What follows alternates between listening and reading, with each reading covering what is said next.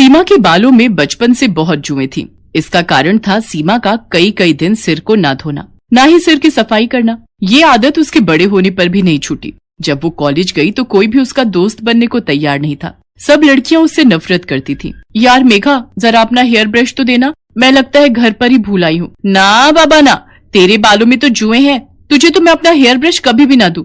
चल ज्योति, कॉलेज की छुट्टी हो गई है, घर जाते हुए रास्ते में गोलगप्पे खाते हुए जाएंगे। सीमा के सिर में जुएं होने के कारण हमेशा ही वो अपमानित होती थी, पर मजाल है जो वो अपना सिर साफ करवा ले। सीमा, ओ सीमा, ये सिर धोकर गीला तौलिया तूने स्टैंड पर टांगा है? हाँ माँ, वो सिर बहुत खुजली कर रहा था तो धोकर आई थी। सारा तौलिया जुओं से भरा हुआ है, सिर तो खुजली करेगा ही। कितनी बार कहा है सिर साफ करवा लिया कर, पर सुनती कहाँ है। पता नहीं इस लड़की के सिर की जुएं जाती ही क्यों नहीं है। वृंदा, जितनी जल्दी हो इसके सिर की जुएं साफ करवा दे।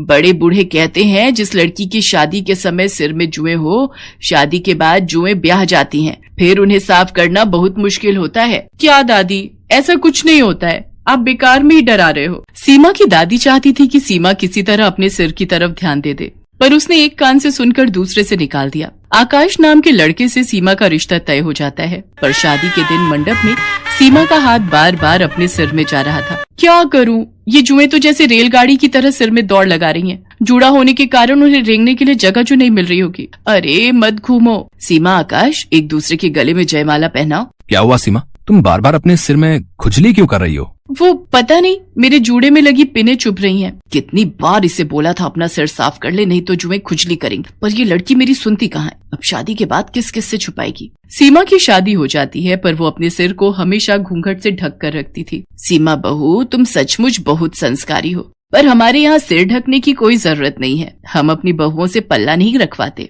माँ जी, मुझे सिर पर पल्ला रखना अच्छा लगता है। सीमा जब अपने कमरे में जाती तो आकाश के सो जाने के बाद वो सिर को बुरी तरह खुजाने लगती। वो बाथरूम में खड़ी होकर अपनी जुओं वाली कंघी से सिर को काटने लगती, जो उसकी माँ ने उसे छुपाकर पर्स में रखने को दी थी। 2-3 दिन तक तो ठीक रहा, पर एक दिन आकाश अचानक चिल्ला उठा। माँ, मेरे सिर में बहुत खुजली हो रही है, लगता है कोई कीड़ा काट रहा है। क्या कीड़ा? जरा अपना सिर तो दिखा। हे भगवान आकाश, तेरे सिर में 2 जुएं चल रही हैं। जुएं? ऐसा कैसे हो सकता है माँ, हमारे घर में तो किसी को भी जुएं नहीं है।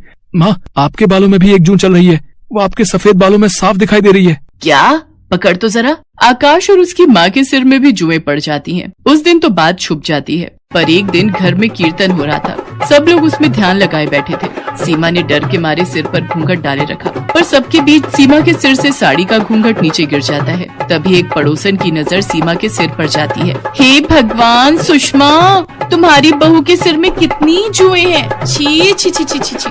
राम राम राम, जुएं वाली बहू है सुषमा की। खबरदार जो मेरी बहू के खिलाफ एक लफ्ज भी बोला। अरे हो जाती हैं जुएं किसी न किसी के सिर में, पर इनसे छुटकारा भी तो पाया जा सकता है। तुम्हारी बहू बेटियों के सिर में कभी जुएं नहीं पड़ी जो तुम मेरी बहू के पीछे पड़ गई हो। माँ जी कितनी अच्छी है जो मुझे सपोर्ट कर रही हैं। कहीं ना कहीं गलती तो मेरी ही है। अगर आज मैं अपना सिर साफ रखती तो मेरे सिर में जुएं ना होती, तो माँ जी को यूं अपमान न झेलना पड़ता। मैं जुओं का इलाज करूंगी, अपने सिर को बिल्कुल साफ रखूंगी। मैं माँ जी को निराश नहीं होने दूंगी। अगले दिन ही सीमा एक अच्छे स्किन के डॉक्टर से मिली और कुछ खाने और लगाने की अच्छी दवाइयां लिखवाकर उसने अपना ट्रीटमेंट शुरू किया। रेगुलर इलाज करने से धीरे धीरे सीमा के सिर की जुएं कम होने लगी, और एक दिन ऐसा आया जब उसके सिर में एक भी जू नहीं थी। उसका पूरा सिर साफ हो चुका था। थैंक यू डॉक्टर, आज आपके कारण मुझे अपने सिर की जुओं से छुटकारा मिल गया। सचमुच मेरा तो बहुत सिर दर्द रहता था, हर समय बेचैनी होती थी। सीमा बहुत खुश थी। आज उसने अपने सिर को घूंघट से नहीं ढका था। वो सम्मान से अपने साफ और सुंदर बाल खोलकर बेझिझक घूम सकती थी। ये देखकर सीमा की सास और आकाश बहुत खुश थे। सीमा की माँ और दादी को जब ये बात पता चलती है तो वो भी चैन की सांस लेते हैं कि आखिर सीमा ने अपने सिर की देखभाल के बारे में सोचकर हमेशा के लिए जुओं से छुटकारा पा लिया।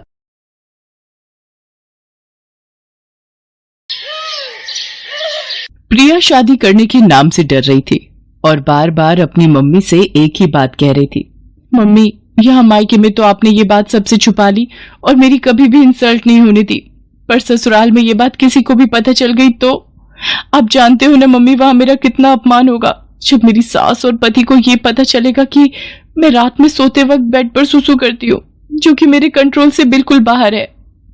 प्रिया बेटा, मैंने तेरी दवाइयां सूटकेस में रख दी हैं, तूने समय पर लेती रहना। तू घबरा मत, डॉक्टर ने भी तो यही बोला है ना कि तुम्हें तनाव बिल्कुल भी नहीं लेना है और रात को सोने से पहले सुसु करके सोना, तो तुम्हें ही परेशानी नहीं होगी। अपने खाने पीने का ध्यान रखना और सोते समय अपने मोबाइल में आधी रात का अलार्म भी लगा लेना, जैसे यहाँ लगाकर सोती हो। प्रिया उस वक्त माँ की बात को सुन लेती है, पर उसके मन में इस बात को लेकर बहुत डर और घबराहट पैदा हो रही थी। कुछ दिनों बाद प्रिया की शादी हो जाती है और वो अपने ससुराल आ जाती है। कुछ दिन तक प्रिया अपने फोन में अलार्म लगाकर सोती है, तो सब कुछ ठीक चल रहा था। पर एक दिन प्रिया, अचानक मुझे ऑफिस के काम से बाहर जाना पड़ रहा है, पर मैं 2 दिन में वापस आ जाऊंगा। तुम इस बात को लेकर मेरे से नाराज तो नहीं होना? नहीं नहीं, मैं भला क्यों नाराज होने लगी? आपका काम पहले है, आप अच्छे से काम करके लौटना। अरे रवि बेटा, तू चिंता क्यों करता है? मैं हूं ना बहू का ख्याल रखने के लिए। हम दोनों सास बहू खूब मजे करेंगे। रवि काम से बाहर चला जाता है। उसी रात, प्रिया बेटा ये देख, मैंने हम दोनों के लिए कितनी बढ़िया वाली आइसक्रीम मंगवाई है, हम दोनों मिलकर खाते हैं। पर मैं तो आइसक्रीम खाती ही नहीं हूँ, क्योंकि ठंडी चीजें खाने से मुझे और ज्यादा सुसु आता है। पर माँ जी को मना कैसे करूं, उन्हें बुरा लगेगा। मुझे आइसक्रीम खानी पड़ेगी। है ना कितनी बढ़िया वाली आइसक्रीम, हमारे यहाँ की मशहूर आइसक्रीम है। एक काम करो, जब तक रवि वापस नहीं लौटता, हम दोनों सास बहू एक ही कमरे में सो जाती हैं। रात को सोते समय गप्पे मारेंगे। जी जी ठीक है माँ जी, जैसा आप कहें। अब क्या करूं, मुझे माँ जी के साथ सोना पड़ेगा। कहीं रात में मेरा सूसू निकल गया तो मेरी तो सारी सच्चाई माँ जी और रवि के सामने आ जाएगी। उस रात प्रिया 2 बार अलार्म लगाकर सोई थी, इसलिए वो रात में 2 बार बाथरूम हो आई थी। पर चिंता और डर से वो पूरी रात सो नहीं पाई थी। वो रात तो जैसे तैसे कट गई। अगली रात जब प्रिया अपनी सास के साथ सोई तो उसका फोन चार्ज नहीं था। इस वजह से उसकी बैटरी खत्म हो गई और फोन स्विच ऑफ हो गया। प्रिया गहरी नींद में थी, तो उसे पता ही नहीं चला कि उसे रात में उठकर बाथरूम जाना है। अगली सुबह जब प्रिया सोकर उठती है, उसका पूरा बिस्तर गीला था। घबराहट से उसके पसीने छूटने लगते हैं। प्रिया की सास ये सब देख लेती है और गुस्से में प्रिया पर चिल्ला पड़ती है। इतनी देर में रवि भी वापस आ जाता है। रवि बेटा, हम बेड पर सूसू करने वाली बहू ले आए हैं। मुझे तो सचमुच इसे अपनी बहू कहते हुए शर्म आ रही है। दुनियादारी और समाज में किसी को भी पता चल गया तो सब लोग हम पर हंसेंगे। अब मैं इसका क्या करूं? इसके माँ बाप ने भी हमसे इस बात को छुपाया, और तो और इसने भी हमसे इतनी बड़ी बात छुपाई। मुझे तो कुछ समझ में नहीं आ रहा है। मैं तो कहती हूँ इसे अभी के अभी इसकी माँ के घर भेज दे। अब तू ही इससे बात कर। माँ, मैं ये बात जानता हूँ।